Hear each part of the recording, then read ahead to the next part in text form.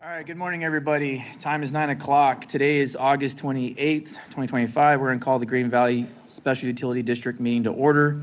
If everybody can rise for the pledge. Sorry, hold on. Quorum's established. Everybody except Mr. Hendricks is now remote. And if everybody can stand for the pledge and invocation.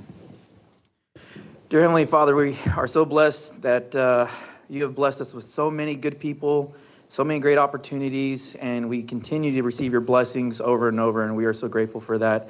Please give the board and staff the knowledge and wisdom to make the right decisions to push Green Valley into the future. In Jesus' name we pray. Amen. Amen. I pledge allegiance to the flag of the United States of America and to the republic for which it stands, one nation, under God, indivisible, with liberty and justice for all. All right. I'm going to pump the brakes a little bit, speeding through this. All right. Do we have any public comments? We have a little bit larger crowd than normal. No. All righty. Okay. We are going to item D, consent agenda. All items listed below are considered to be routine, non-controversial by the board and will be approved by one motion. There will be no discussion of these items unless the board members so request, in which case the item will be removed from the consent agenda and will be considered an action taken as necessary as part of the order of business. Items D1 through D6. Does anybody have any comments, questions, or need to pull any items? Did everyone have an opportunity to review the write-off policy? No questions on that? I'm good with that. Hearing no questions, I will make a motion that we approve consent agenda items D1 through D6. A second. Okay, I have a motion by Mr. Sherman, second by Ms. McDaniel. All in favor? Aye. Any opposed? No, ayes have it. Mr. Hendricks, Can you hear me? did you say aye? I did, yes. Can you hear me? Okay, we got a thumbs up for confirmation of as an aye. Can you not hear me? So we're going to record that as an aye vote. All right, so unanimous. Thank you. All right, we're going to go down to hear updates. Item E, hear updates on the following items from GVHD General Manager, staff, and committee chairs. E1, employee recognition. Mr. Gage. Good morning, Board of Directors, and James, good morning to you out there as well. So today, I get the opportunity to recognize more than one person, right? So I've got a couple of things to highlight. One of those, I'm going to start off with Joshua first, so come on up, Josh. So Josh, you guys know that we've been on a campaign to get everyone highly licensed across Green Valley, and we keep on knocking them down one target at a time. And Josh just recently passed his D-level license, so he is now fully licensed to go out, and he'll be working on his C next, just like everybody else. So I really appreciate the work you do here, Josh. Thank you very much for going forth and getting that, and I appreciate you very much. Hang out, we'll take a picture later. Round of applause for Josh, please. Okay. So the theme of today's board meeting is really wastewater, I guess, because we've got the wastewater master plan later, but we got an crazy awesome wastewater team. So come up, all of you guys, right? So I went out yesterday and they were jetting, right? But I learned how to stick the hose into the lateral and I got it. What did I do, Zeke? Second try, right? I beat him. I beat Zeke, right? So I'm a skilled wastewater guy now. But so you guys have known, we told you that we passed our wastewater inspection, our CCI, our comprehensive compliance inspection from TCEQ. We got the formal letter now, and so it's in. So I wanted to recognize the entire team for their work, because not only did they get no violations, they did it at a time where the plant is torn upside down because of construction, right? And so being able to take us all through that during construction and everything else and get us out the other end with no violations is no small feat, and really appreciate the team. So I have a coin for all of them, and I'll just go down the line. Okay, well, I'll go in the order that I have the thing, so there you have it. So this is for you, Claire. This is for Raymond.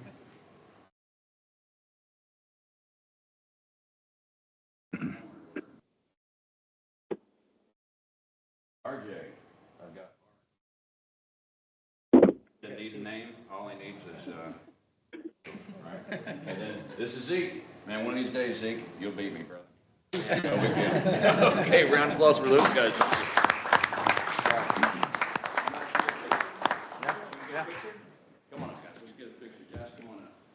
James, make sure you're smiling up there. Jeremiah, you come up too. Can you guys hear me? Okay, let me. All right, because Raymond's being a team player, he wants me to say that the water team, Jeremiah's boys, also helped out on the inspection, which is good, teamwork. So thank you, Jeremiah. All right, little superintendent back scratch. Yeah. Okay. Scoot over a little bit more that way. Good? Okay. Thank you all. Hey, John, can you guys hear me? All right. Thank you to the water team as well for their contributions to that team. Appreciate it. Thank you guys can't hear me. It's good to hear that we're passing our inspections. That is very critical. All right. We're going to go to E2, business and operations, GM updates. Okay, I have a memo in the packet. I'm not going to go in great detail about it, but I did include just what our organizational chart looks like, just so you know the directors have that. That goes out to the staff periodically every time we make a change. I just put it in the packet so you all have it. The other item that I covered in the memo was GBRA status. So we still have Canyon Reservoir above 892, which is good news, even though we don't own that much surface water. I mean, the fact that reservoir is staying above 890 is good for the whole region right now. So just wanted to highlight that. And pending any questions from my memos, that's all the updates I have for you guys this morning. I believe we have a new employee as well. Say again? We have a new gentleman. Well, we do, but I was going to leave it to Travis to update his team, to introduce his team. I mean, if Travis During wants his to take that turn. thunder, I was going to do it that's during my engineering. fine. I'll leave the update. thunder for you then. Okay. I was trying to give him something to do. Okay. Yeah. You're good. All right. Thank you for that.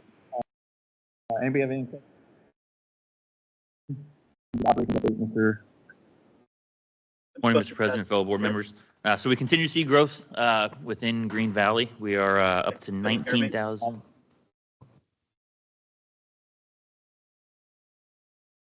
Names, audio check, please. Can you hear me now? Can you hear me now? I don't think it's On working. for the mic. Yeah, I'm using the mic. Yeah. I pledge allegiance to the flag of the United States of America. Do you have a whiteboard?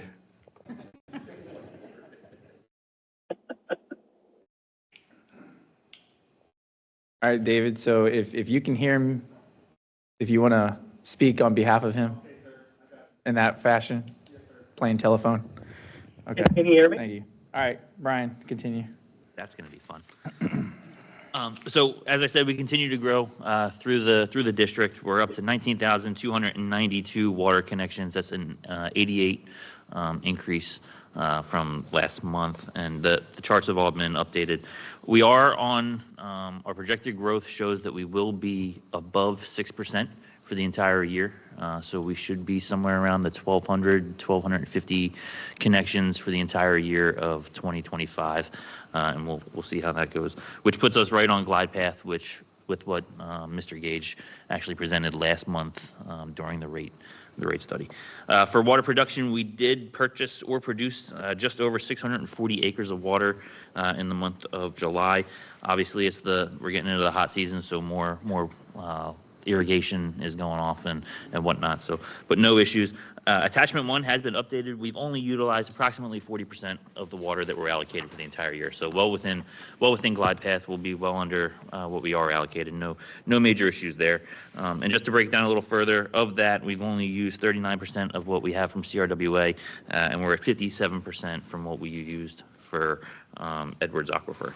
So nothing big. For billing, we did bill or utilize 640 acres of acre feet of water and billed a total of 549 acre feet, bringing in just over $2.39 million in the month. For unbilled water usage, it was just over 8 acre feet, and we attribute that to be somewhere around $29,000 that we did for unbilled, and that's the normal stuff that we see. So nothing really significant for that one. For wastewater, We do continue to see steady increases. 43 for the last month, which is on glide path. Our monthly average is about 47, so still good there. And billing is obviously increasing because of the increased connections. We did see an uptick in billing, but that's because more people are moving into the houses that have actually been built. So we expect to see that to go up over time. For plant utilization, so we did go down from June. June was the month that we were at 88%, but that was because of all the heavy rains. But we did have those significant rains in the beginning of July, so our plant utilization was actually at 66%. As Mr. Gage just recognized, the wastewater team, they are crushing it down there. They got us back down. We did still have some I&I, but nothing to be concerned about at this time. We are on glide path with the expansion of the 0.5 plant. We should have that up and running in November, at which point Claire and the team will get that going, and we'll be good to go for the foreseeable future, pending any questions. Anybody? We're good? All right, thank you for the report. All right, moving on to E3, CRWA Board of Trustees post-meeting updates. Sherry and Nick. So the board president was ill and did not have an opportunity to help finalize the paperwork into the packets. So the packets were not terribly high quality. The vast majority of our action items had an issue, so we punted and tabled them. We did, but worked very hard on. There was a last minute comment by one of the members of the Wells Ranch project. They informed the group that they were going to be pulling their support from that project, and they wanted their allocation to be deducted from the budget. I had a problem with that because we couldn't simply remove $400 and some thousand of expense and not redistribute it correctly. So I balked at that. The group agreed with me. We approved the budget as presented, and then when County Line submits a letter formally informing CRWA that they're going to pull from that project, we will do a reallocation of the budget once we figure out where that water is going to go and who's going to pay for it, or if that water is even included in the project. There's many questions. So I had a problem with that, and the rest of the trustees agreed with me. On that topic, in the parking lot after our construction committee meeting earlier this week, another member approached me and commented verbally that they were going to be pulling their support from that project as it is getting very, very expensive.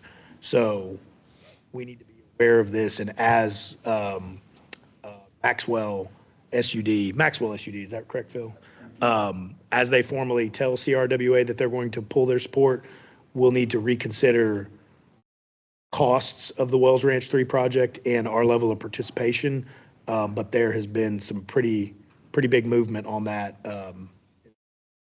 Just a quick question, if I may, and this is perhaps a question for you. How close does that come to killing the project? I can't answer that. Yeah. It's Substantial. several $100 million project overall. Bob, would that be killing the project? So I will say, I'll add to Mr. Sherman's comments here that we do know now that the County Line did formally notify their board via letter to CRWA that they were not going to participate in the project any longer. So the Maxwell, they've indicated that, but we don't have a formal indication that I'm not tracking yet. So their board would still have to make that decision in their purview. But what I will say is we're meeting diligently among the remaining members. So we had a GM meeting on the 18th to discuss Wells Ranch 3. We've got another one coming up next week. Just the 4 remaining GMs by ourselves to discuss how we can get it moving forward. Then we have another one scheduled, a Canyon Regional meeting scheduled on the 15th. So we're doing several things. I'll update some of these a little later in the meeting. And then I'll add, we had 2 executive sessions for legal issues that were extended discussions, and then the evaluation of the general manager. That was the balance of the meeting. And again, I'd like to compliment Sherry, working very hard, getting the budget as good as it could be. massive improvements this year over last year, and I think we're tracking in the right direction on that. I just have a couple of small other things. We approved the budget. We're also trying to implement a disbursement policy, which, as Nick had mentioned, the president, he was ill and he did not include some of the paperwork that we needed to vote on it, so we were not able to make the disbursement policy or vote on one at this time. So that will be coming up at the next meeting. And also, we did approve giving direction for Carrie to have the ability to bring on the third-party HR firm. So that is something that they are going to do. Probably learn more about that at the next meeting.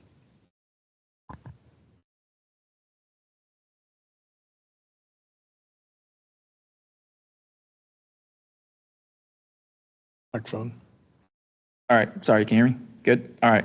So we're gonna jump back real quick to item C. We have County Commissioner Ott that wanted to make some comments, and due to our technical issues going on right now on the feed, we're gonna do it via speaker, correct?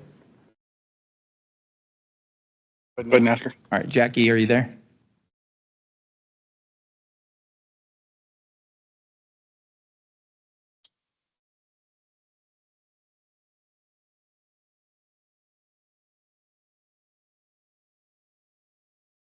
You want to try a microphone?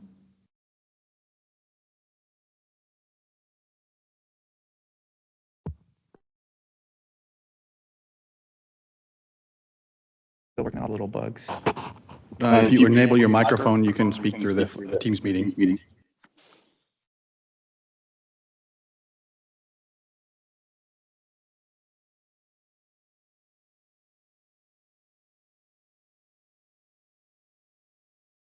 Can you hear me this way while she figures it out? Would you like for me just to call her? Make it, I can put her on my speaker over here. Just to make it easier. I don't want her having more, I know she's in Austin with the legislative meeting. Try it again. Hello. All right, I got her over here. Okay. Hey. Just FYI, for some reason it says only select participants may enable their microphone, and it's not allowing me to do that. All right, we'll work on that, but good morning, welcome. Good morning. We're on the agenda item for public comment, and I know you wanted to make some remarks, so I'll let you have the floor. Yes, thank you so much. I did speak with John earlier about the volunteer fire departments, and I understand that your group is considering them and helping them, and I think that is so wonderful. I just wanted to speak a little bit about the importance of the volunteer fire departments in our community. In my precinct, which is part of New Braunfels, the 725 side of Guadalupe County, New Braunfels, it runs alongside the river and mostly goes toward the west, towards 1044. I go around Seguin as well, into Seguin proper city limits, but also into the rural area, so as far south as Wilson County and as far east as Gonzales County. I also cover half of Lake McQueeney and part of Kingsbury. The volunteer fire departments, especially Lake Dunlap, Lake McQueeney, and Marion, which I understand are the three in Green Valley's district. And the three of them are very busy. They run hundreds of calls every single year. These volunteers are extremely benevolent people. They are coming out and responding to all kinds of things, from structure fires to people that have fallen and can't get back up, and everything in between. In EMS situations, many of them are very well trained, and they're doing it completely, out of volunteerism. The county has funded them to an extent and will continue to fund them to an extent, but they always need as much help as they can get. And despite as much fundraising as they'll individually do, they definitely could benefit so much from any sort of assistance, and in turn, the community benefits so much. We've had this as an agenda item on our commissioner's court several weeks in a row due to different perspectives in regard to how much funding they got. We were able to reach a consensus, which is wonderful, but I can tell you that the public coming out, the public comments, the emails, the people that came physically, that called in, it was overwhelming and incredible, the support that they had for these fire departments. And I'll just give an example. 2 hours after our meeting concluded, a house in the area that Lake Dunlap Volunteer Fire Department covered caught on fire, and they were there within 5 minutes and were able to prevent the house from burning down, from spreading to another room, and spreading to another house.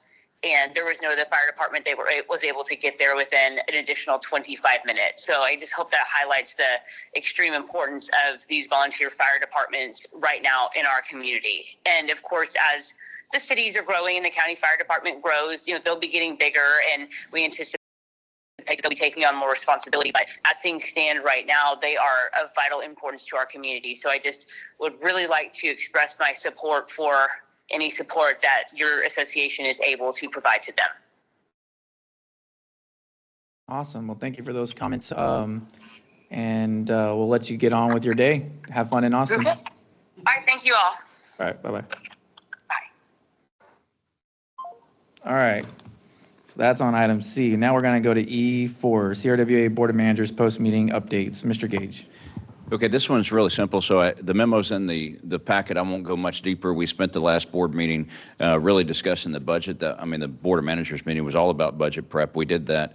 The one comment I'll tell the board is next week when we do our Board of Managers meeting, we're going to tour the Lake Dunlap treatment facility with the Board of Managers. So the way that meeting will go next week is we'll show up there at 10 o'clock and we'll gather everyone up and we'll go out to the plant so we can get eyes on to see how CRWA is operating and their treatment plant. We'll do the other treatment plants, Wells Ranch, Hayes Caldwell, et cetera, in the coming months, but just wanted to highlight that. Pending any questions. I'm good. All right, going to E5, ARWA Board of Directors post-meeting updates. Mr. Sherman. Yes, sir. So we had this meeting yesterday, so it's always off track. I can't get a memo into the packet, but we were very busy. The highlights are all 85 miles of the distribution system are installed, hydrostatically tested, and disinfected. So that's a good thing. That's a big milestone. Every project is behind schedule. I'm very concerned with schedule. We're going to deal with schedule. I keep asking, what do we do with the lateness of the schedule? So those are all executive session discussions, but I'm getting satisfactory answers. I'm happy with, and I guess is what I'll say. So that's a big deal. We did, so on the interim clarification of the treatment plant. As a reminder, the 19.5 million gallon treatment plant, when we put it into service, was only able to produce around 3 million. Got an interim clarification change order that will address this. So we have gotten the test run up to 19 million gallons. They've been incrementally increasing the flow and what they can produce. So we've produced a test run of 19 million gallons for a period of time. Staff is happy with how it's gone. Some tweaks here and there, some minor things they're adjusting, and we're going to do the 19.5 million gallon test in the coming week. So we're right on track with where we need to be as far as production. We also approved the O&M rates for the program. This was reviewed in great detail by the technical committee that I'm also on. So I'm satisfied with the O&M rates. I can't recall exactly. The fixed rate went up and the variable rate went down, or vice versa from last year, but net, it's a little bit more expensive than it was last year, as with everything. But we looked at it in great detail. I actually made the motion to approve that, so I'm satisfied with that item. We also adopted the budget for ARWA. Again, this was reviewed in great detail in the technical committee, and I made the motion to approve that item. So I'm happy with that. We do have the next phase of the plant project that we've discussed. The next financing agreement is coming that we'll need to, this board will need to take an action on. All the participating members, their boards will need to take an action prior to ARWA taking an action. So we will have that. Phil and I have talked about that. He's going to make sure he's coordinating with the executive director, ARWA, where we have everything we need for our board meetings as necessary. So the CRWA portion of that is $10,350,000.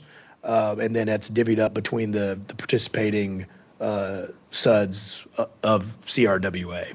So we've gone over that for quite a while, and that this is the time the financing has to be approved. And then on the legislative tracking, there were two bills that were specifically discussed, House Bill 27 and Senate Bill 28. Shan's jotting those down. I forwarded these notes to Pam and Phil so that we have all this, but House Bill 27 and Senate Bill 28 were probably not going to have anything happen this session, but they change fundamental ways things are done potentially, so we need to pay close attention to them. And I can answer any questions. I did have one question, not on the ARWA, but going back to CRWA. I did not get to attend the construction meeting yesterday. Where are we on the emergency Wells Ranch 1? So materials are ordered. David McMullen gave a report that the site is cleared, the surveying work is done, the casing material has been ordered, and they're waiting on the large diameter casing before the well driller actually drills. They want to have. Still thinking of relocating it across the property, or are they going to keep it right next to where the current one? Because they talked about having to dismantle the old one. And So the site is going to be moved, I believe he said about 200 yards from the existing one. Was that nearby, or was that the further away from here? That was probably the further away Right. one. So they were doing some survey work for that reason, but that's the location of where the new well will be placed. There was discussion of easements for the property. The landowner is willing to just do a swap, give him back the old location, and then he'll just give us the new location. So Is there a new estimated cost on that? 1.93 million was the final number. I asked that. So that's, I think, originally it was 1.3, and then it became 1.9, and then it's 1.93. So Steadily climbing. steadily climbing up. Mr. Everett states we can cover that out of existing funds, but those funds come from somewhere. So Thank you. Sorry.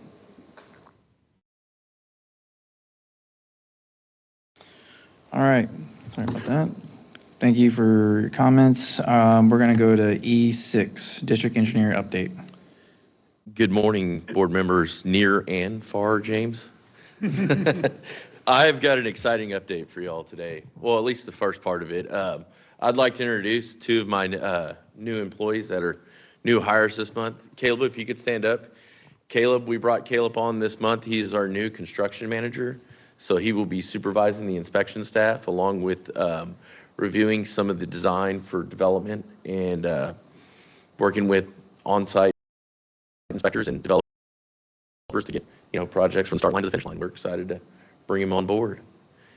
we're gonna keep you busy.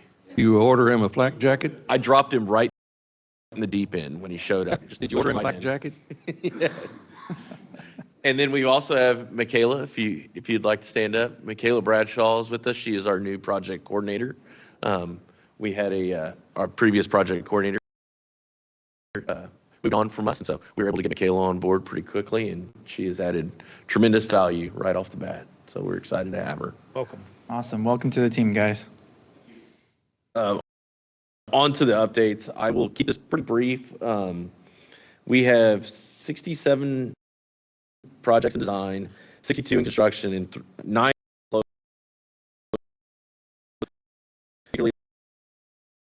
already been closed out since this packet was sent out last week. We have 138 total projects going on right now, hence the need for Caleb and Michaela added to the team.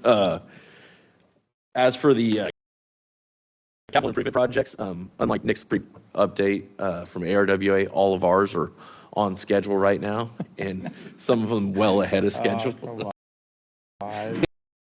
So, just to highlight some of them, the Plant 9 generator project, we are pushing through the comments on the 90% and moving to the 100% design. If you've driven down I-10 recently, you've probably noticed the hole being dug next to the co-op, producers co-op. That is for our 16 plant 3.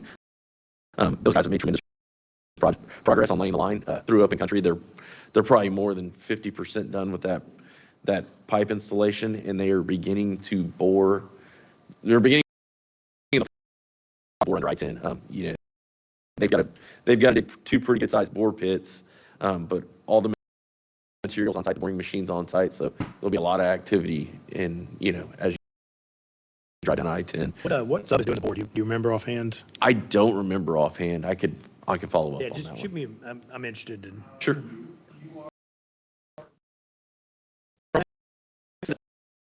They're the prime contractor.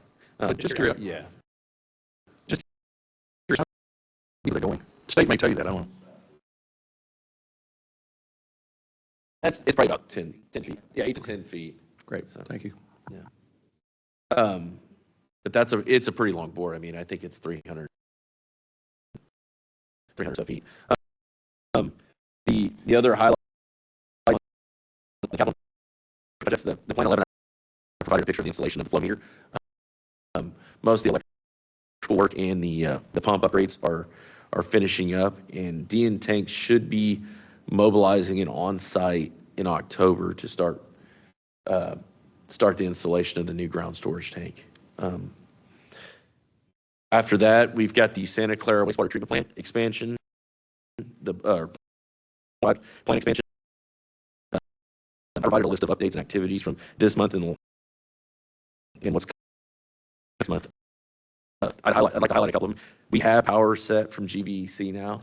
That was kind of a critical path item to get other items on the schedule going. And it's exciting. That was ahead of schedule too. They've placed all the bridges to all the basins, including they put a temporary access to the headworks, and we were able to visit that, I think, a week ago, and not inspect, but look at the split box. This month's activities, the one I'd like on that is they have set the post aeration tanks on the slab already, and so they're ahead of schedule on some of those items. And last is kind of the elephant in the room. I do want to make you guys aware there was change order number 1, which consisted of 9 different change proposals, some deducts, some additions, for a grand total of $235,420, which, to put in perspective, is 1.56% of the overall contract amount. I wanted to review this with the construction committee and staff before we sent it on and routed it for execution. Moving forward, I had talked to the construction committee about putting some sort of standard operational procedure for change orders. And for me, I want to be fully transparent with y'all when it comes to change orders.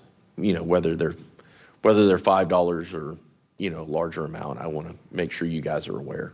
And we can come up with a, I guess, policy Yeah. on what we can authorize in the future, obviously contingent on the situation at hand. Yes. Every situation is going to be different, but to come to the board every single time for little things here like that, it shouldn't be. I don't think I don't think for little things is necessary, but I want to build a threshold and a policy that, you know, where everybody gets a say so on what's going on. And I'll add, I think Travis and staff handled it very appropriately when we didn't have a path in place existing. They brought it to us. We went through each of the different items in great detail and discussed, you know, what was the need for them? How did this happen? You know, was this a preference? lessons Was learned. this something that just came up? You know, things happen. So we spent a fair bit of time on it in the committee meeting, and, you know, we talked about a path forward and, you know, how to do things slightly differently with some additional staff to review the plans pre-bid. We think will capture some of these little changes that we needed to make for operational reasons, that then were change orders. Yeah. So, you know, not happy about any additions to a cost, but we It went through them in happens, it's detail. construction. I mean, I'm going through that myself, but lessons learned Yeah. after every project, do an after action review, figure out what you missed, what we need to capture next time. So when we do more projects, we just don't leave out things or, you know, errors and omission, little things. Absolutely. And I do think, if I remember correctly, we expect to be within budget and on time. Yes, sir. Yeah. Yes, sir. We're well ahead of schedule right now on that one. You know, pending we dodge a little bit of weather here in the Yeah. fall, we should be just fine on the schedule. And we don't foresee any, we're far enough along in the project. If there is any change, it would be minor at this point. So. You're still anticipating a completion in late November? Yes. So the change order that was placed with the 9 items, you know, there was multiple items that had added days for procuring materials and things of that nature. And so it did push the substantial completion back 35 days. I don't necessarily think it's going to affect us in any way when it comes to capacity. And so we're still on board to stay ahead of the storm, for lack of a better term. Well, what would we say the current utilization of existing capacity is right now? I don't know that off the top of my head. Ballpark. What's the use of the capacity within the plant? Oh, I think it's in Brian. Oh, okay, yeah. okay. We're well ahead of the game. Yeah. Yeah, great. And we want to stay that way. So Travis, I have one quick question for you. Are you done? Oh, yes, I'm done. Any I'd really like these reports. I think the burnt orange edition really takes it to another level. My So- question is, did Phil approve that, or did you do it on your own? It's So I great, slid- it's a great improvement. Yes, I agree. I slid that in. I told Brian last month, I've been color coding the presentations for each month as a theme, and nobody has caught on to it, but I'm glad you finally caught on to it. Have you figured out how to post the newly available position? But, yeah, I can do Mr. that, but I've Gage, you also, have- I also note Mr. Cumbie is not dressed appropriately for this meeting. Um, Well, if I were going to be in the building tomorrow, I'd wear my gang colors then. Thank you. If there's not any further questions. Well, do we need to put some, not burnt orange, but you're remarkably silent over there about those colors. I'll let them have their fun, sir. All right. Moving on to E7, Construction Committee memos. Just real quick, through E7, does anybody have any comments, big things you want to highlight out of those memos from y'all's reports? Or is everybody good? We're good? All the information's clarified? Okay, if you have any questions, get with the committee chairs. All right, moving on to item F, accept certification of unopposed candidates and adopt order calling for cancellation of the November 5th, 2024 election of the 2 directors and take action as necessary, also in Spanish, which I'm not going to attempt. Sorry. I will make a motion to accept the certification of unopposed candidates and adopt order calling for cancellation of the November 5th, 2025 election Yeah. of 2 directors and take action as necessary. I'll Correct, second. it's supposed to read 2025 on there, right? Okay, not 2024? It says 4. Yeah. Print out at least. Yeah, on the printout. Okay, so, all right, I have a motion by Mr. Sherman. Do I have a second? Sorry, Mr. Robinson, Robinson, second. Yep. All in favor? Aye. Any opposed? We supposed to vote on that, John? I don't know. We Do okay to vote on Yeah, we that? can vote on it. Yeah. James? Congratulations to the both. James votes aye. James votes aye. All right. So, Mr. King, Mr. King and myself will do another 3 years. We're having enough fun. Might as well keep it going. All right. I'm going to push G off to the later part of the meeting. We're going to go to, real quick, change it up a bit because I know we have people in the crowd. We're going to go to item K real quick. So we're going to go over the water master plan, and then from there, we'll pick up on the other items. So if you guys are ready. I know it says Phil's name on there, but I wanted to tee this up. I am extremely excited about this, and I'm happy for this presentation to be brought to y'all. I know this was a pretty big item when I was brought on a year ago, and I think we chose the right team to go through this with. And just before I tee Chris up and let him introduce the Garver team, it took us a while to get this done. It was a long, good process. We left no stone unturned on this, and I commend Garver for all their hard work and working with our staff on it. So with that said, Chris, The floor is yours. All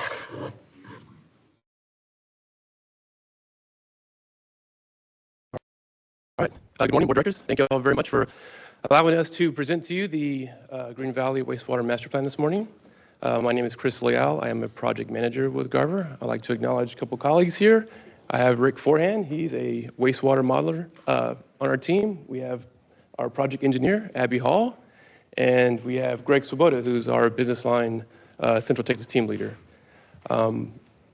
With that, let's go ahead and dive into this presentation. So here's our agenda we have here today. Going to start off with a little bit of scope of services of what the project entailed. We'll do a little dive into the schedule. At that time, I'll hand it over to our modeler to kind of get into the meat of the presentation and talk about the project overview. And then I'll take it over at the end and wrap it up with some last minute questions and discussion. So here's a kind of list of all of the tasks that we were scoped to do. I guess I want to take a moment to just acknowledge a couple of these, right? Task 2 was a pretty big task, right? The data collection and digitization. You know, we collected all the hard copies and full-size plan sets. There was quite a plethora of files that we collected and scanned all those in, and that became kind of our basis for our plan, right? So that was really important. So that was a big undertaking, and I'm really glad we got that completed. You know, from those plans, we add them to the model. We look at those populations and flow projections in task 3. We start developing the model in task 4 and the model analysis in 5. And we wrapped up, towards the end here, task 6. We actually came out in the field here. We visited the lift stations at the influent lift station at Santa Clara, and we popped open some manholes and did some inspections as well.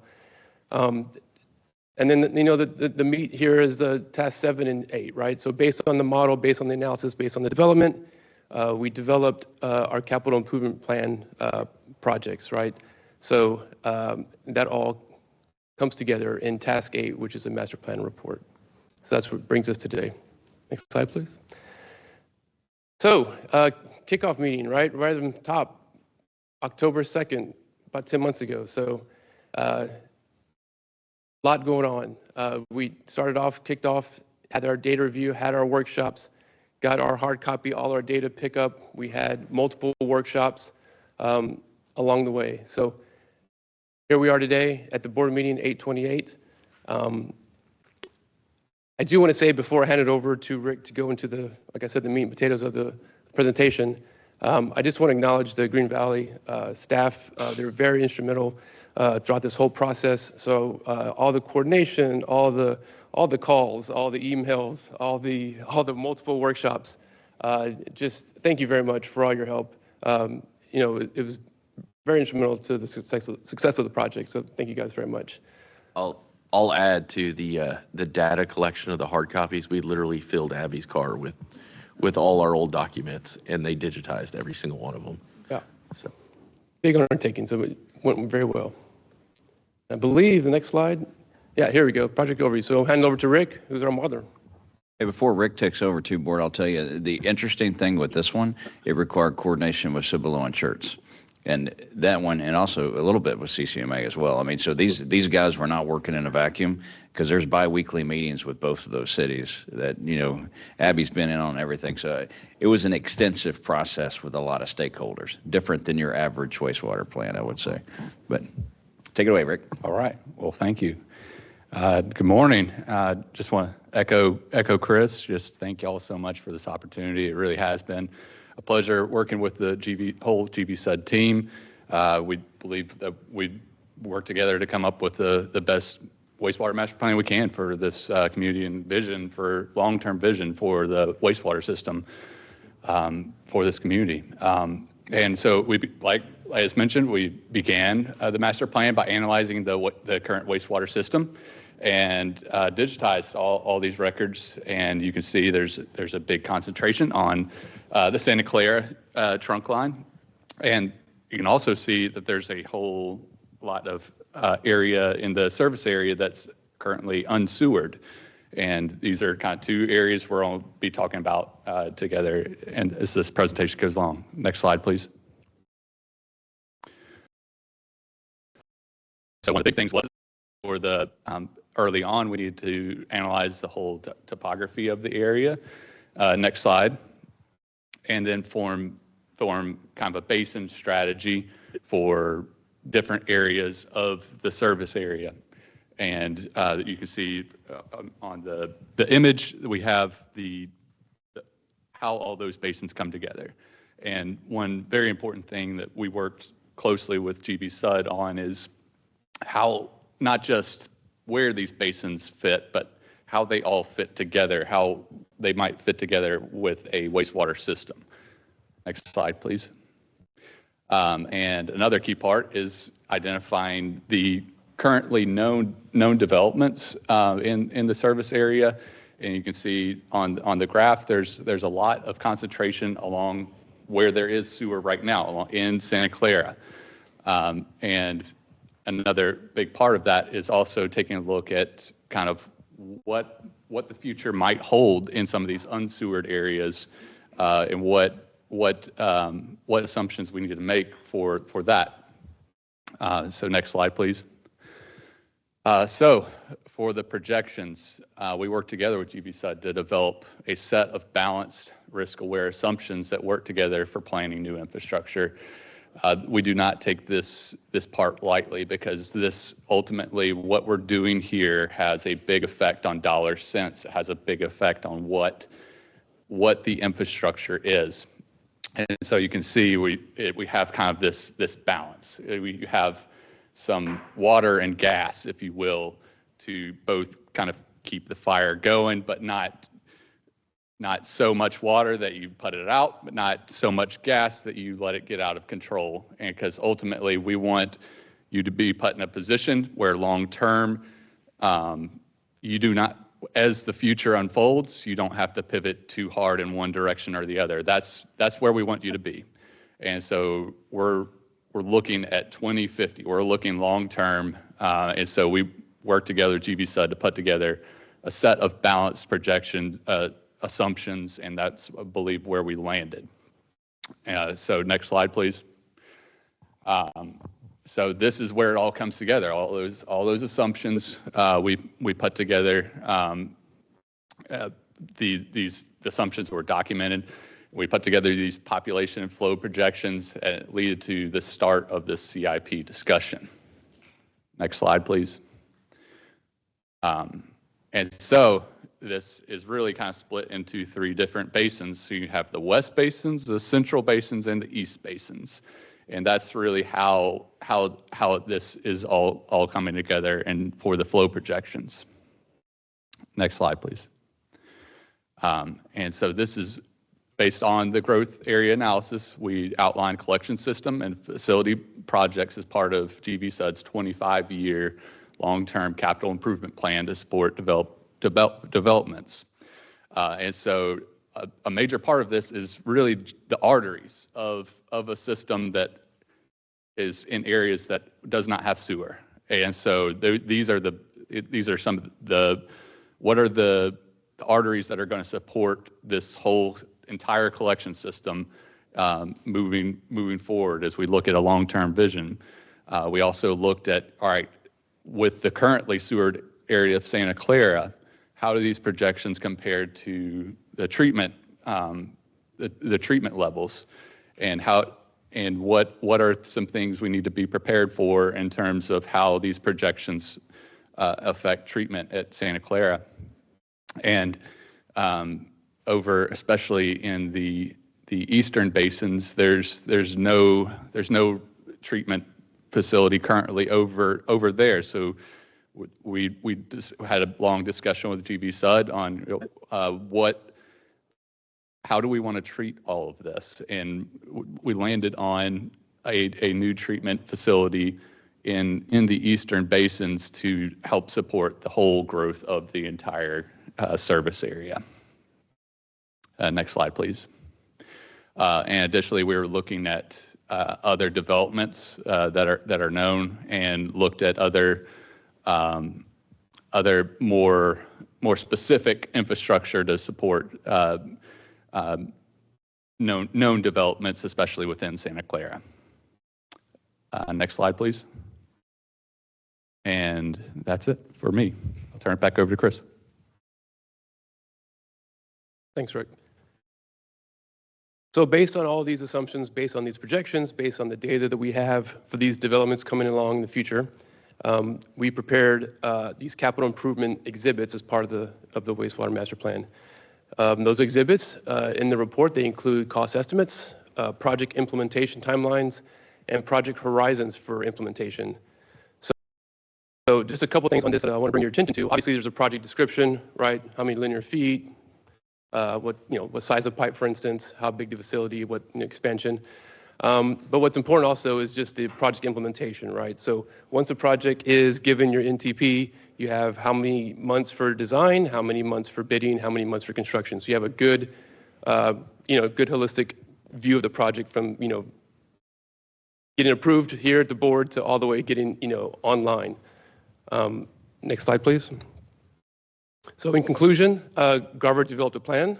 There's 11 projects across the GV-SUD service area. These are scheduled mostly between 2025 and 2035. We have 7 collection system projects. These are pipeline projects, lift stations.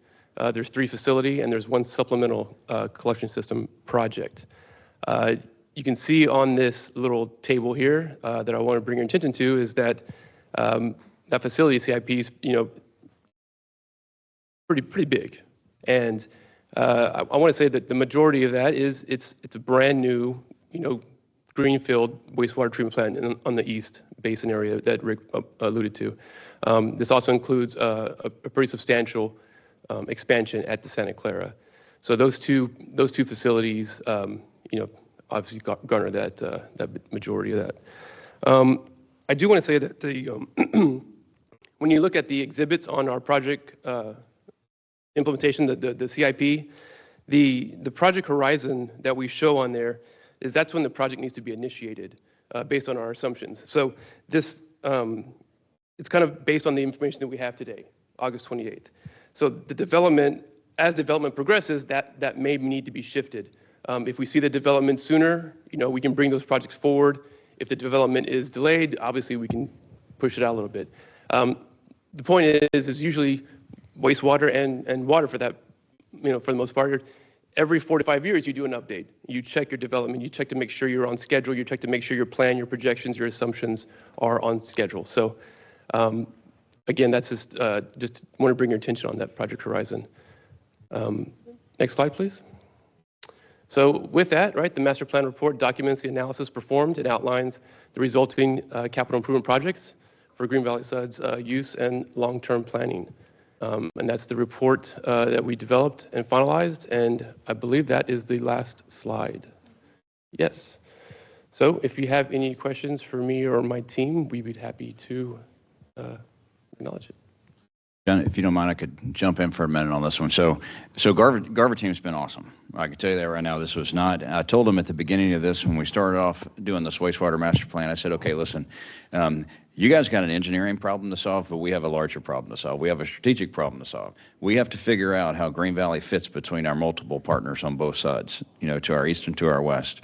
And what Green Valley hasn't had up until this point is a coherent plan. So it's very hard to discuss with partners where you're going when you don't know where you're going. And now we do, right? So at several intervals within this thing, we've met with the team, and I've described the problem as I see it, is wastewater is very expensive, obviously. So it's extremely expensive. We can't do this alone. I need a mechanism in order to get some partnership going.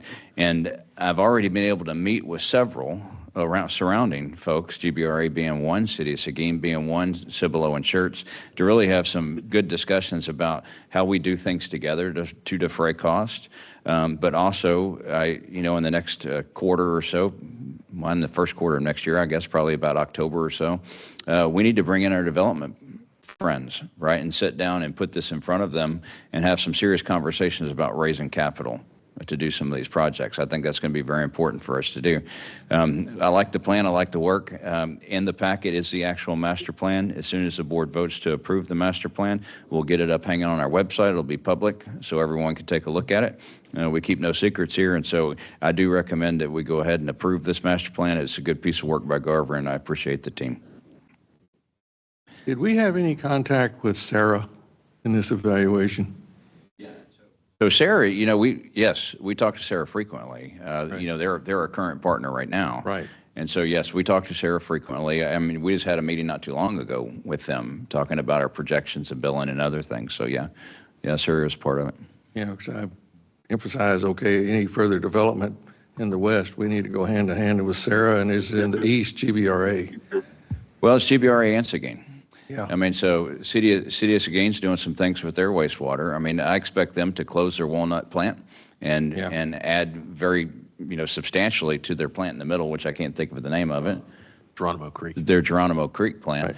Right. So we had some conversation about that. How can we serve using capacity that they're adding on over there? Don't know where that's going yet, but there's potential there. I mean, there's potential to do a lot of those things. Yes, sir.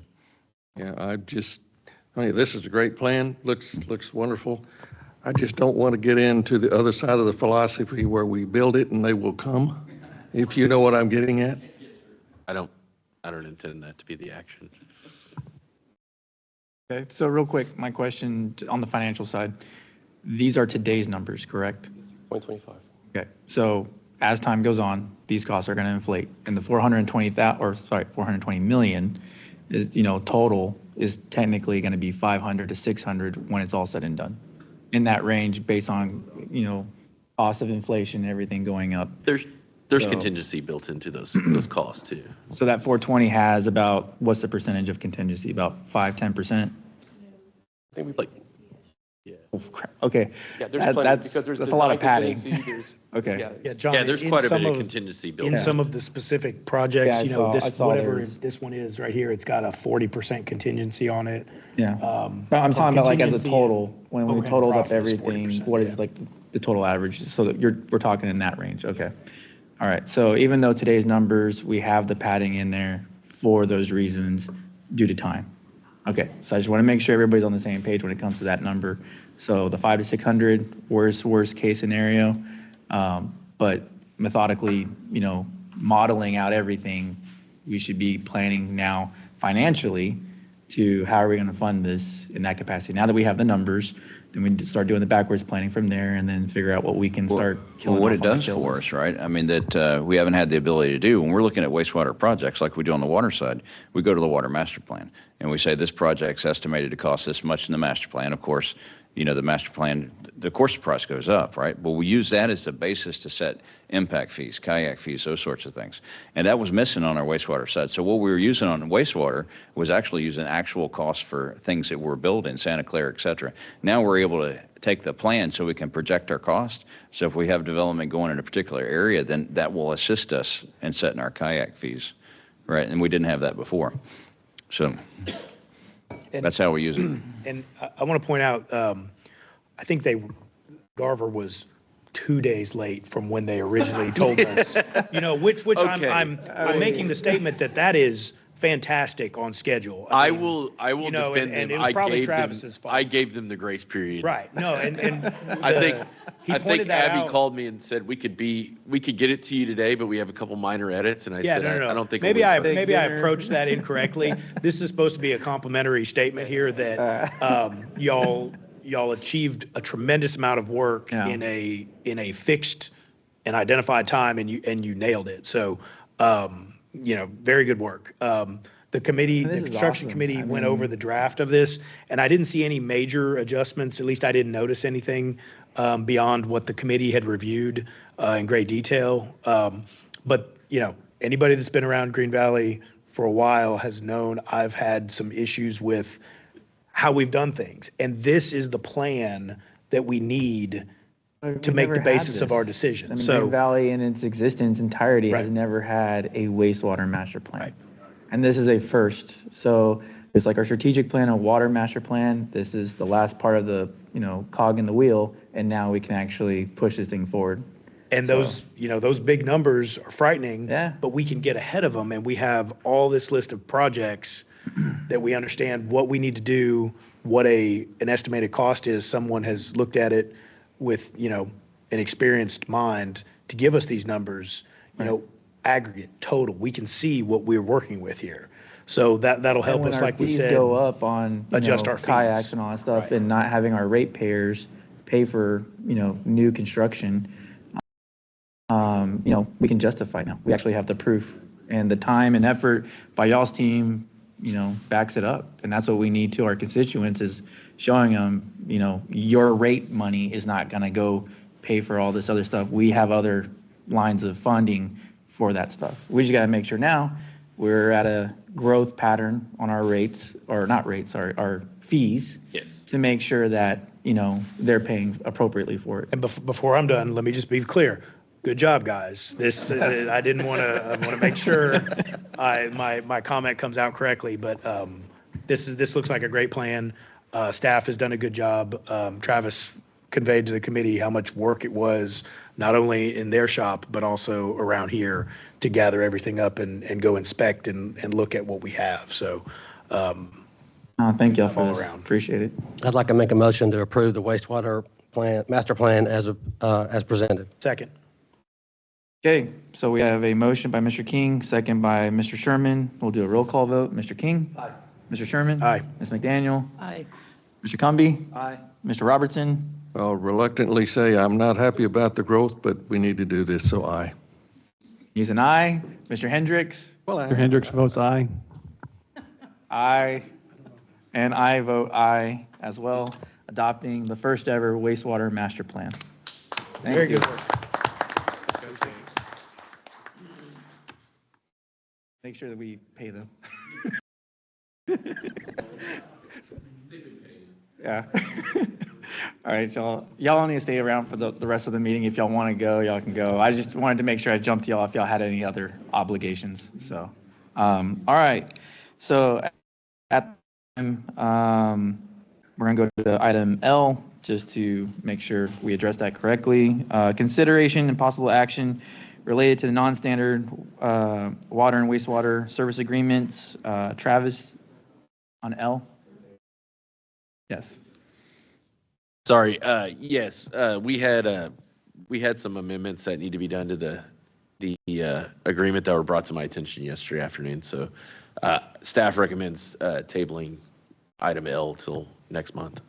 So. Okay, so Motion that we table items L1 and L2 till next month. Second. we have a motion by Mr. Sherman, second by Mr. Robertson. All in favor? Aye. I table it to whenever it's ready. Okay, now going back up to the top. All right, so Okay, item hear G, me? discuss and take possible action to support local volunteer fire departments in GVSD service area.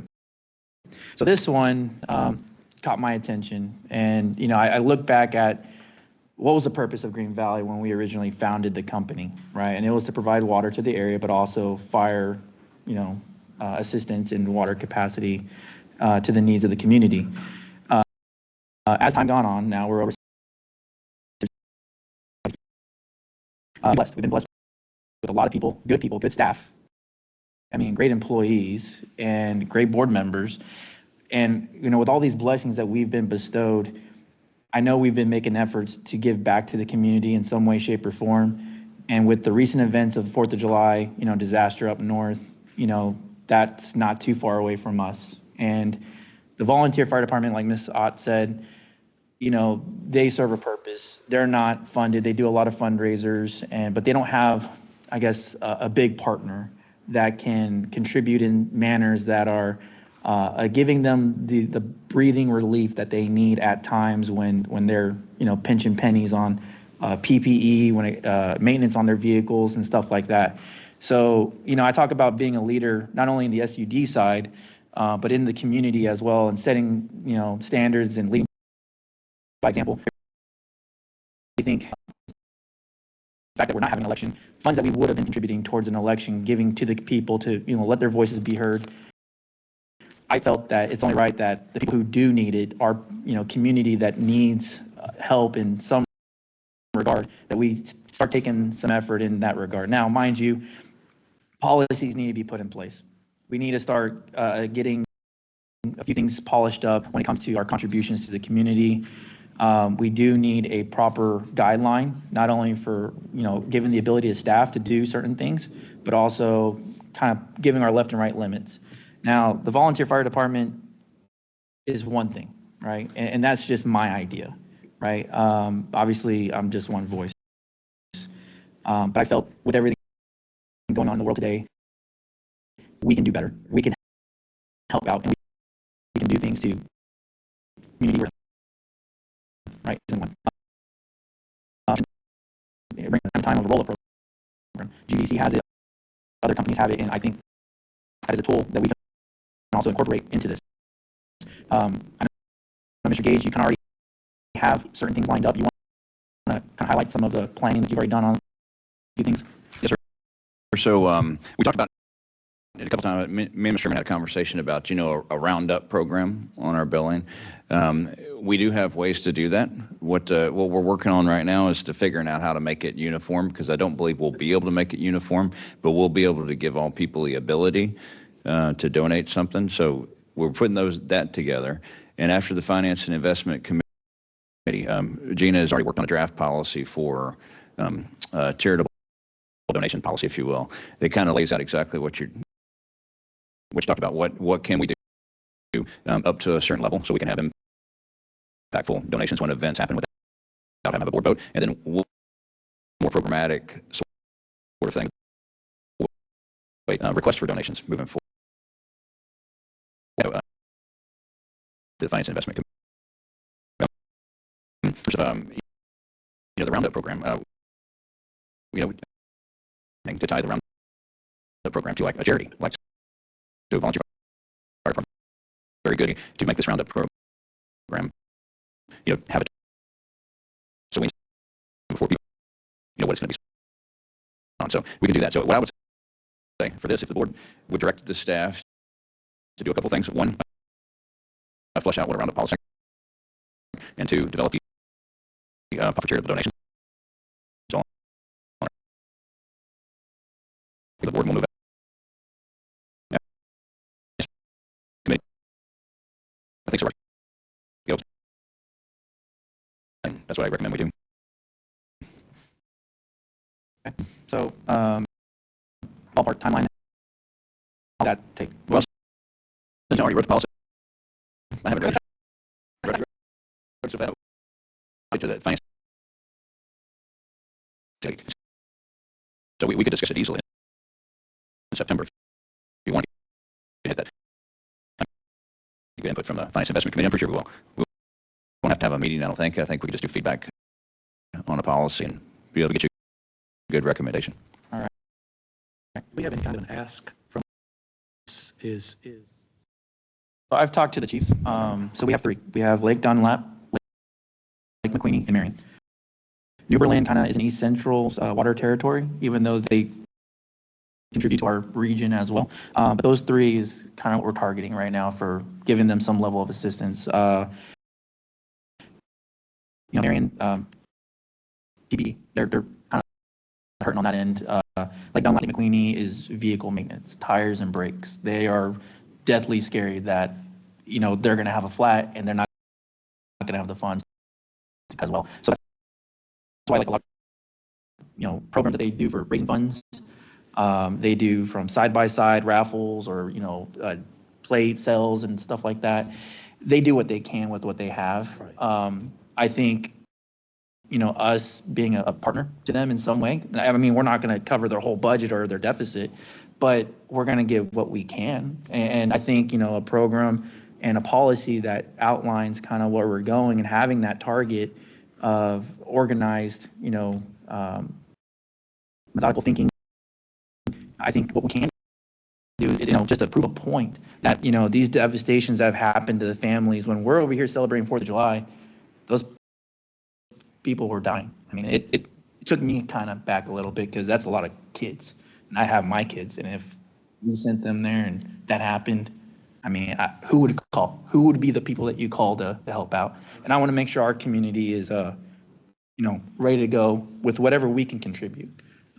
So my idea in all this, just to kick it off, right, and to push this direction forward, was to take whatever we would have contributed to the counties for the election cycle, maybe not all of it, but a portion of it, to say, hey, we're going to earmark this for a check October 1st when our fiscal year comes up, and next month get the volunteer fire departments here to talk about, this a little bit more and show that we're here for them and we're here for the community. And I think that's the least we can do with what we're doing. We're doing so great on our investments side. Our investments are great on the returns. I think this is just a fraction of what we can deal with. Mr. Frias, let me take a crack at a motion here. All right.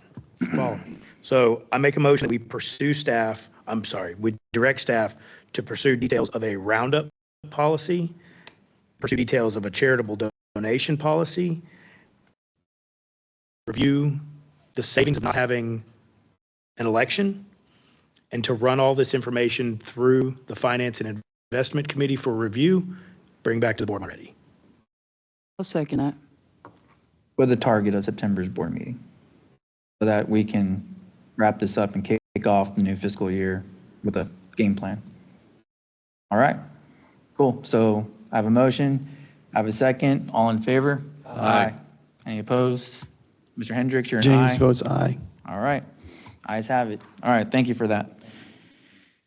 All right, going to item H, review and approve operations policy update. Okay. Brian's going to take us through this. There's a detailed memo. I think Brian's going to hit that. So go ahead, sir. Yes, so there's a memo in the board packet, but so for the operations policy, while it was updated on 1 May of this year, it is a living document. Changes are constantly going to be made based off of best practices and how we're going to do business here at Green Valley. So not a lot of changes for this one. My intent is to do this annually. So after we do our rate meetings and whatnot, then we would annually update the operations policy as it has our rate structure in it. So while I did make some grammatical changes and just some administrative changes throughout the document, there were 4 real major changes that we had. So the first one, section 7, paragraph 3, it's our recommendation that for the deposits that we request from our ratepayers, we waive those for military and first responders, more as a thank you to the service that they provide for our community and the sacrifices that they make. So that's our first recommendation. The next 3 updates are really when it comes to rates and fees. So figure 7.1 updates the water and wastewater fees based off of the approved fees that were done on July 24th at the last board meeting. 7.2 is the summary of fees table, and due to increase in the pricing for equipment and parts, we have increased some of the meter fees by only about $50 each for that. And then the fire hydrant fee actually has significantly increased. It costs us about $2,400 to put a fire hydrant in now. So while it was $1,500, we are now moving it up to $2,500 to then cover all of those associated costs. And then the last one, which is the new figure 7.3.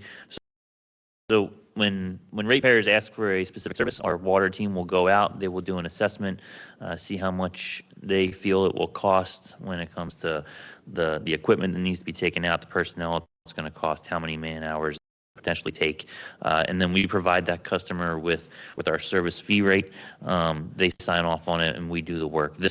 This table just codifies all of those prices so that anyone that would like to know how much it would cost for whether it's a utility tech, a foreman to be out there, it just codifies all of those prices that we already tell the ratepayers it's going to cost them to have whatever job done that they're requesting. Pending any questions? I would just add to the last one. So when we do a service review is when we do this, right? So when we go out, somebody wants a line extended extension or something like that. We do a service review. We see how much materials, how long it's going to take us, how much materials, how much equipment. We were using a set of prices that has not been approved by the board, and that was not right. So what this does is add it into our operations policy. This is how we're going to calculate, our estimate. And it's up to the customer. If they want to do it, they want to proceed, then they proceed. So that's what that is.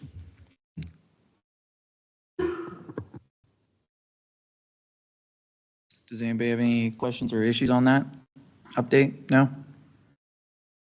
I make a motion to approve the operations policy updated as discussed. Second. I have a motion by Ms. McDaniel and a second by Mr. Robertson. All in favor? Aye. James votes aye. James votes aye. All right, review and approve the investment policy update. Okay, this one, I'll go ahead and take this one. This one's going to be relatively quick too. In your board packet, there's a certificate that illustrates that we have obtained certification from the Government Treasurers Organization for our investment policy. So the investment policy, Gina worked extremely hard on it, and she got us certified for a 2-year period. Investment committee went over this. This is just the updated policy that matches the certification we have. Do recommend approval, depending on your questions. Well, if it's good enough for Gina and Britt, it's good enough for me. I'll make a motion that we approve the investment policy as presented. Second. I have a motion by Mr. Sherman, second by Ms. McDaniel. All in favor? Aye. Mr. Hendricks? Aye. Mr. Hendricks votes aye. All right, now we're going to review and approve the fiscal year 2025-2026 budget. Okay, I'm going to get up and move around a little bit. Can you guys hear me okay? Okay, so we're going to pull up the slides. You have the slides are in the binder in front of you. There's about 14 slides. I'll go through them relatively quickly, and we can have any discussion we want to have. But the binders in front of you are all the details with which we built the budget on. We started the budget process back in about May. We brought in, every department across, and we looked at what we spent this year, what we think we're going to spend next year. And so it's a pretty deliberative process. Two runs at it through the Investment Finance Committee. So I feel pretty good about where we are on this one. Can we take that first slide, please? So I always like to say that, the budget is just a plan. It's a roadmap for us, all right? It's not an appropriation. We're not passing a law. We're passing a plan for us to do this. So the staff, we had great oversight from Finance and Investment Committee, great partners. And then really this budget takes into account that if you looked at my submittal memo kind of with the 30,000 feet at the beginning of the budget, we're growing a little bit faster than we thought we were going to. Right, and that's reflected in our cost going up, but it's also reflected in our inventory of water, which strangely enough, as the cost of water is going up, but we're not getting more water. I mean, so that's just something that we're having to deal with. But next slide, please. We're going to ask you to approve the budget this morning. So budget priorities. So really, when I look at the budget, I think about laying out what the future looks like, and I think about what we're really trying to do with the dollars that we're putting in the budget. And this budget really does 3 things. We make necessary investments into our distribution and collection infrastructure. That's probably the most important. We buy the capital we need in order to run our business, but we invest in our people. And those 3 things are really that's really the summation of where we're going with this budget this year. Next chart. Okay, historically, I like these charts because it kind of gets things into perspective. I mean, so we took 20 to 24. The blue line is the total revenue right there. The orange line is direct cost, and you see operating cost is gray, and then personnel cost is yellow. The interesting thing is, why does that blue line moving like that from 17 to 18 to 21, et cetera? It's moving like that primarily driven by development, primarily driven by capital revenue, and that's your impact, your kayaks, your water acquisition fees. That's what happened. So fortunately, Green Valley in about 22 and 23 really started getting smarter and saying that growth is going to run us over if we don't start collecting the necessary capital. to ensure that the current ratepayers are not paying for the development next door. The development next door is actually putting forth the capital to expand the system. So that's what you're seeing. So that's why revenues keep on going up. So 35, in 24, and then go to the next chart, please. And then here's the last year, 25 is on the right, 26 is on the left. The interesting thing about these two charts, and I like looking at it this way, because if you fold the blue over onto all the other multicolors, you would expect the blue to cover all the other costs, and it kind of doesn't. You see, we're pretty much spending, everything that we're bringing in, which is okay in terms of where we are as a nonprofit organization, but also where we are on the growth. If you think of it like this, we have more water in the inventory than we can currently sell today. That's going to change over time. As we add more customers, that's going to change, and we're going to sell all of our water, and then that blue thing should match perfectly equal with the other side if you fold the pie chart in half. It's just a good quick visual. You see we're a little bit more expensive than it is than we're bringing the front door, and that's what I expected to see. Go ahead, next chart, please. Okay, I'm going to walk through I'm going to hit highlights. It's probably best if the directors return to, tab C in your binder. It's best to look back at the comparison between 25 and 26 as I make some highlights to the next charts. So just starting the revenue, you can see just right off the top, water sales that's about a $4 million difference in what we had in 25, and that's driven by more customers, number one, and two, the rate adjustment that we did last year. So this is the projection that we think we're going to have off water sales. Water acquisition fee is slightly down from last year, and that's the reason. It's just because we had a bunch of folks get ahead of the water acquisition fee. The water acquisition fee is collected at a different time than the impact fee. So we had developers go ahead and get their plans approved, which caused them to pay the old fee. If you guys remember back, we increased the water acquisition fee in this fiscal year. So we project that to be a little bit down. That's just doesn't mean anything. It's just in the timing of when they paid. And then all the way down to the bottom, I would highlight the developer administrative services. This is not a new category, but it's a relatively new way of looking at things. We haven't captured very well the services that we provide in terms of legal and engineering support to our developers and invoice them appropriately, but now we have an automated process that's capturing that much better. And that is not, it says revenue. We're not making money off of that. What we're doing is recouping cost, and that's what that is on that chart. So that's our revenues. I'll go ahead and move on down to direct operating costs and get some highlights here. The big ones. I've got good news and bad news, right? The good news is the bonds from CRWA seem to be going down, and that's appropriate. As you get toward the end of the bonds, you have more principal and less interest, and so that's what's happening, and we're coming to the end of some of our bonds that we have in CRWA. So some of those figures in the bonds are going down. Wells Ranch, however, and Lake Dunlap are going the opposite direction. And that's the increases that we talked about last week for the rates. But it's also, cost of raw water also went up, and that's some of that too. You'll see that right at the top, GBRA. Last year, that figure was $184,000. This year, it's $193,000, and that's for 1,000 acre-feet of water. That is a good portion of what CRWA is paying. So that is in their increased cost as well as some of their maintenance and operations that went up too. I think that's all I really want to highlight on direct operating cost. On the general cost, the next chart. The general cost, probably the biggest difference. There's a couple of differences that are significant. Under our professional services last year, that's down about $400,000 under professional services. So we did last year. We made a pretty big guess of how much we were going to use for consultants, particularly on the engineering industrial complex, I'll call them. They're all my good friends, so of course. Right? We did revise that downward because that was an estimate. It was too high for the amount of work that we had going on. So that's a significant change. And then also down at the bottom, the bond issuance cost is no longer there. That was a significant a significant cost last year, about like, what was it, $800,000. We're not issuing a bond in this budget yet this year. We may very well later this year if we need to, but right now it's not in there. So that's a good downward. So overall, we are down from last year. So 710 is less than what we had last year, $710,000 less than last year. So that's a good news story. Mainly driven, though, by we're not issuing a bond. Personnel expenses, which is the next one.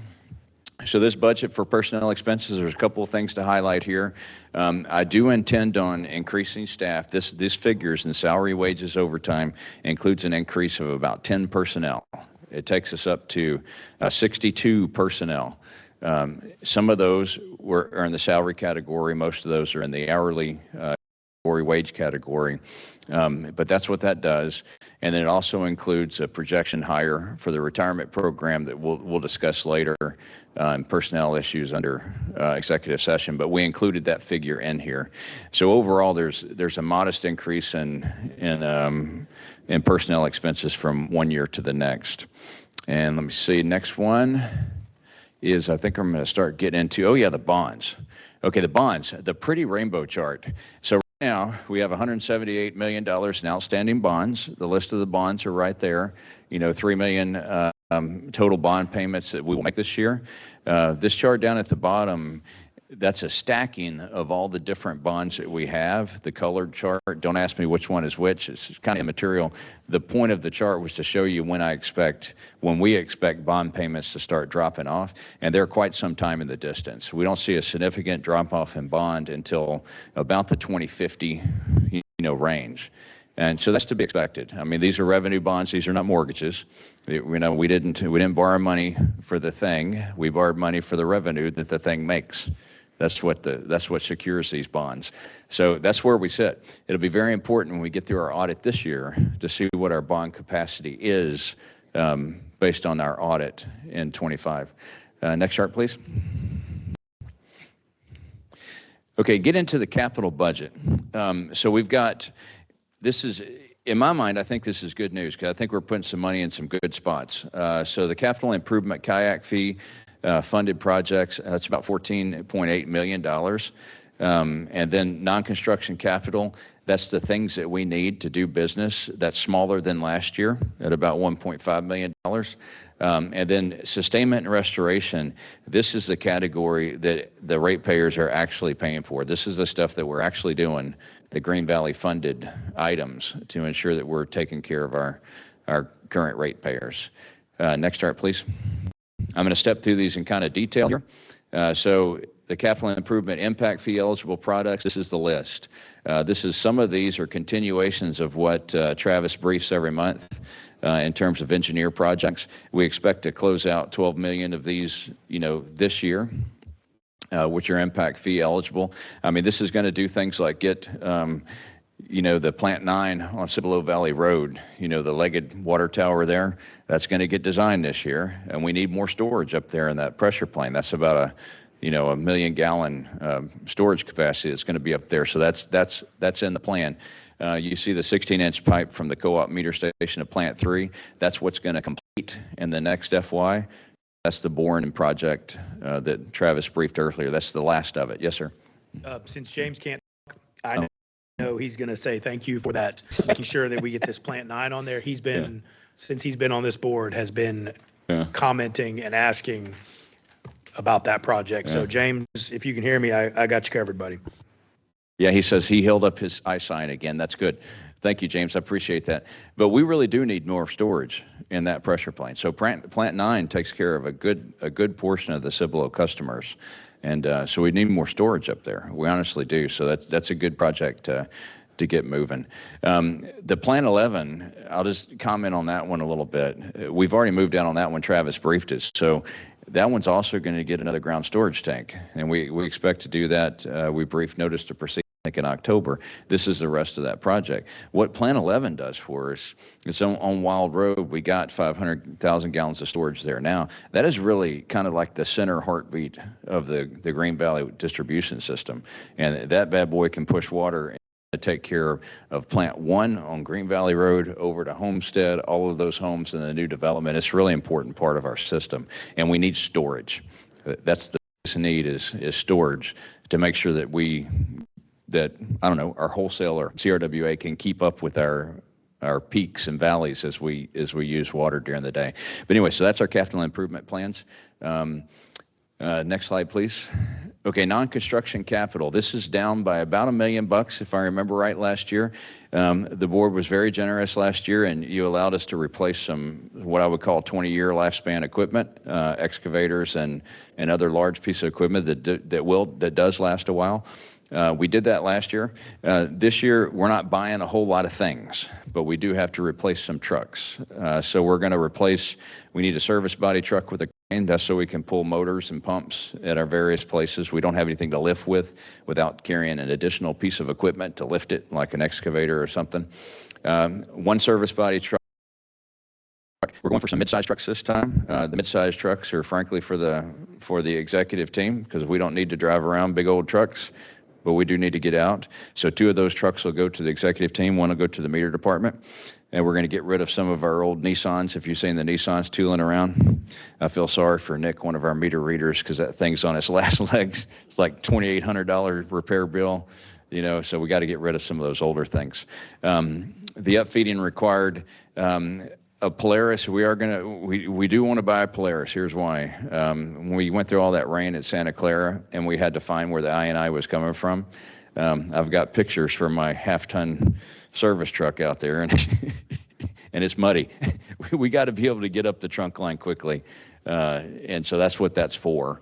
And just one of those, and we'll get it cheaper than that. That's just the estimate. The rest of these things on the non-construction capital item are really inventory items. I mean, $1 million in meters. I mean, that's just what meters cost, and that is the only inventory item that we really have. By definition, right, Gina? By definition, accounting standards, because the meter is what makes the money. So that's the inventory item, and about $1 million in meters, and that's about standard. I think we had about $1 million in last year's budget as well. Next chart, please. Okay, sustainment. This is for our distribution system. So what we're going to do, Project 1000, we're trying to nip away at Treasure Island, Wood Lakes, Lake McQueeney area. We have a portion of our project we're going to do to replace water lines there. We're going to do it in-house. So we'll be purchasing pipe, and our team is going to dig it and do the construction on that to start repairing some of the mains. And then the rest are just generator projects.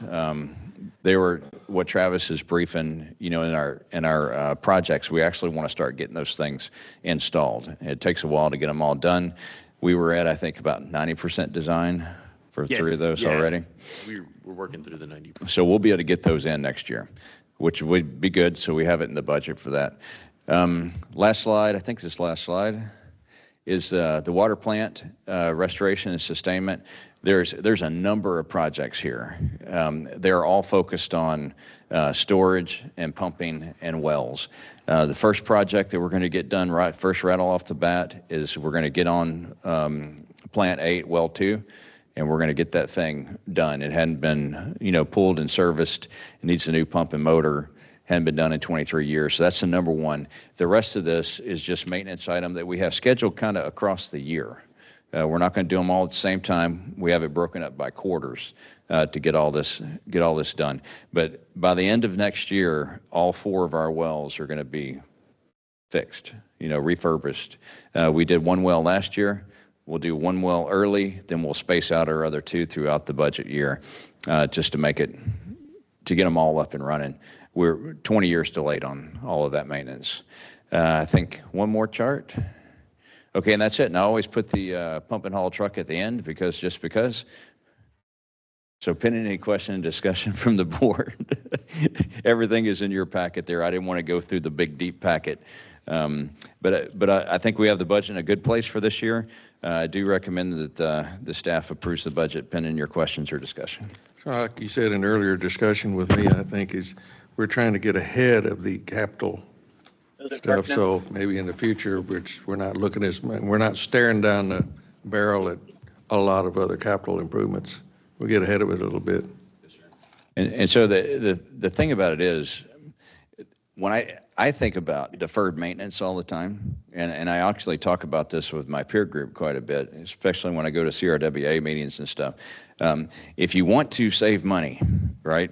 If you want to save money, you can only save money in a few places. And the only place to find real money is on maintenance projects. So if you want to save money, you don't do maintenance. But it'll help you in the short run. It'll kill you in the long run. It'll be the death of a utility company. Any utility company that doesn't do maintenance. I mean, so that's the only place where you really have real dollars to save. Everything else, there's not a lot of room. You could cut here and there, but you're not really saving real money. So that's, if you got to save money, you got to pull back on maintenance, and that's just the root of it. But yes, sir. Well, for us older folks, it's an old commercial, pay me now or pay me later. Yeah. So the retirement program that we're going to talk about under personnel matters, can we take that executive session before we take action on this? Do you Yeah, we can wait. mind Yeah, we carrying can it in there, John? 'Cause carry it over there. I have a few executive more next. questions real quick, though. Okay. So sustainment and restorations. Yes, sir. We have these on here. Do we have a plan that all of these will be done in that fiscal year? So this year, yes. Okay. Yes, this year, yes, we do. Last year, no, we didn't. Okay. Last year, we under-executed. We under-executed particularly not on the plants, but in the water distribution. And the reason why we under-executed last year was simply because we didn't have Travis. You know, and we didn't get started soon And enough. some of those, Yeah. I'll add to Phil, some of those, Yeah. you know, the generator type stuff on the sustainment and restoration, you couldn't order a generator today and it'd be here in a year. Well, we didn't have it That's just not- designed, so yeah. That's just not possible. And so some of the scheduling on, specifically on the capital improvement projects, along with the sustainment and restoration, it just was physically impossible to finish those projects within a year. And I'm going to disagree with you. I don't know that we under-executed. I recall budgeting time last year, I said, hey, make sure we've got a lot of work to do. I don't want to say we were too ambitious. But with the staff we have, we've added some people. The operators have to operate as well. They can't be doing projects all day long. We have a lot to do. We had a very ambitious plan, and we are years and years behind on some of this restoration. So I don't want us to say that we under-executed, because I think we did a tremendous amount of work. We just have a lot of work. So maybe we didn't get every project done that we had hoped to get done, that we had wanted to get done, but I think we did a great job. I don't think we under-executed. Yeah, I agree with you. It's not critical. Of course, I always like winning, so anyway. But Travis has done a lot of work this year too to try to calculate out what costs we expect in this year. Now, the project may be not done yet, but we accounted for the costs that we expect during this FY. And what we're trying to do is get much better for Gina, so when we start a project, if it's going to overlap years like most projects do, that we have the cost in the right year. And so you ought to see Travis's ridiculous calculations. I think we've got a better understanding and Yeah. forecast of how these projects. But I relate. love a high standard. I love striving for, Oh, yeah. like you said, the win.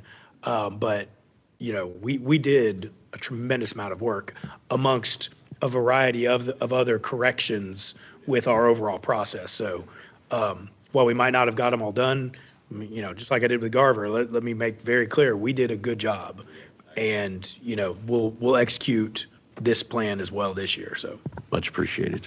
I also want to say last year's budget, we have to take into consideration, you had 2 brand-new employees that were making their very first budget for Green Valley, and were basically thrown within a 3-month period to do it. Also, in the history of Green Valley, there was never a capital improvement separate budget. So just that alone is a huge accomplishment. And I think you guys have all done an amazing job. I think now we can do projections, we can do forecasting where none of that was done before. So I just want to say all the staff has done an amazing job. It was great working with the finance team, the engineering team to do this budget. And I think it's a budget that we can be proud of. If I may, real quick, when it comes to the plant stuff as well, in the past, we were very reactive. So the intent is to get proactive when it comes to this maintenance. And that's what we're getting to right now. So we've already developed the project list, and it is significantly larger than what was just shown. But that is what we can get done this year.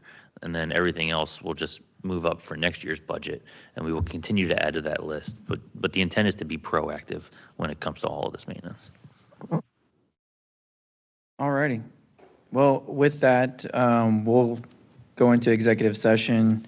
We'll talk about certain concerns on item K, or sorry, not K, J, and then we'll address N and O as well while we're in there. We'll come back out and close up the meeting.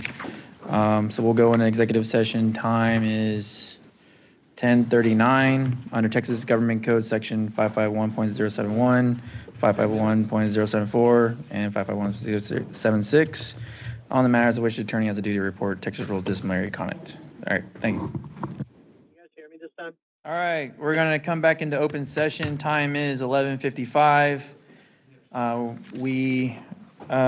Real quick, we're going to, Shan, you didn't have anything for M, correct? Before we get into anything No, else? I'll bring an update at next month's meeting on whatever happens with the special session legislation, including the two bills that Nick mentioned. Okay, appreciate it. All right, so now we're going to go to item P, consideration and possible action. I know, but consideration and possible action on items discussed in executive session, which then brings up K. So, or J, sorry. Review and approve the fiscal year 2025-2026 budget. I'll make a motion, we approve the fiscal year 25-26 budget as presented. Second. I have a motion by Mr. Sherman, second by Ms. McDaniel. Mr. King? Aye. Mr. Sherman? Aye. Ms. McDaniel? Aye. Mr. Cumby? Aye. Mr. Robertson? Aye. Mr. Hendricks? Mr. Hendricks is aye. Aye, and myself is an aye. All right, so the budget is approved. Do we have any other motions? Yes. I'd like to make a motion to authorize the general manager to enroll GVSUD into the Texas County and District Retirement System and execute necessary plan and participation agreements. I'll second. I have a motion by Mr. King, second by Mr. Robertson. Starting with Mr. King. Aye. Mr. Sherman. No. Ms. McDaniel. Aye. Mr. Cumby. Aye. Mr. Robertson. Aye. Mr. James Hendricks. He votes nay. He votes a nay as well. Okay. And then I vote an aye. The ayes have it, 5-2. All right, moving on. Consideration of possible proposed items to be included in next month's board meeting agenda. I have one, Yes. Mr. Frias. I have a conflict with the normal meeting on the 22nd. I'm going to, Of what month? of October. October? Got with Phil, we suggest the 16th, 1 week earlier. Okay. And so I talked to Shan, we have to put an agenda item to make that motion since we did an agenda item to accept the list of Okay. things. So if we could put, if everyone could check their schedules for October We'll put that 16th in September's and then meeting. have an action item. You know, I just want to make the board aware too. So Texas updated the Texas Open Meetings Act, so you got to have agendas posted 72 business hours before. So since there's a holiday that week, the board packets will be out on the 9th. What that means is we may not have financials ready. So we'll do the best we can. If we can't get them in there, we'll vote next month in the consent agenda for the financials. But just know we won't be done that early in the month. But packets will have to go out on the 9th if we make it on the 16th. Okay. Or we may not include financials at all. I think Gina's screaming at me down there. I apologize. It's year end for us, and we cannot Or do you rush want year end October financials. 30th? Would October 30th We would have be an better? ARWA. You got to get before the ARWA is the problem. Really? Okay. Tell you what, let's Does it have to be What about a different day? Do the financials have to be on the board? Can it be pushed to the next month? We can approve them the next month. I mean, we could push them. I What just was want the board aware. ARWA's thing again? We have to approve something for them? There was there's a Phase 3. a budget, a bond issuance that all the members have to Contribute. approve before their ARWA has to be last. So do we do that in September then? Can't. We can't do it Their in Sep- meeting is on the 30th 30th of September? of October. Of October? No. When are we going to have all the information for ARWA? Phil and Graham Moore are going to get together on that. Okay. So can we target September to authorize our portion before we? I can try. And so what we could do, I can see if we can get ARWA stuff. And if we do, then we're fine, right? We don't have to do anything. But if we don't, we could put an agenda item to change the date, I guess.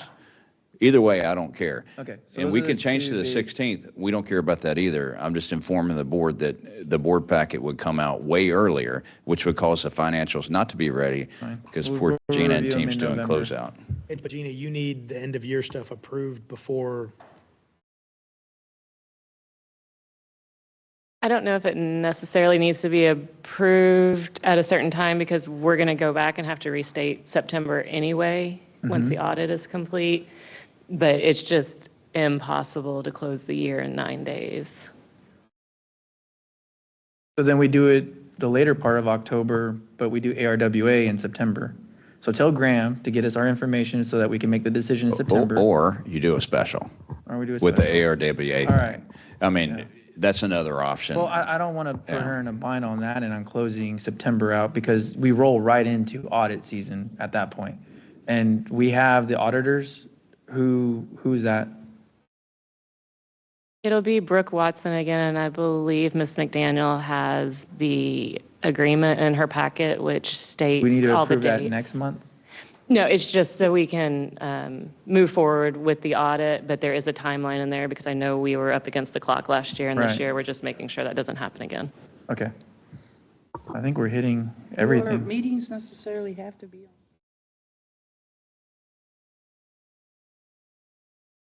Like the Whole row of 27th? people that got schedules. Speak louder in the mic.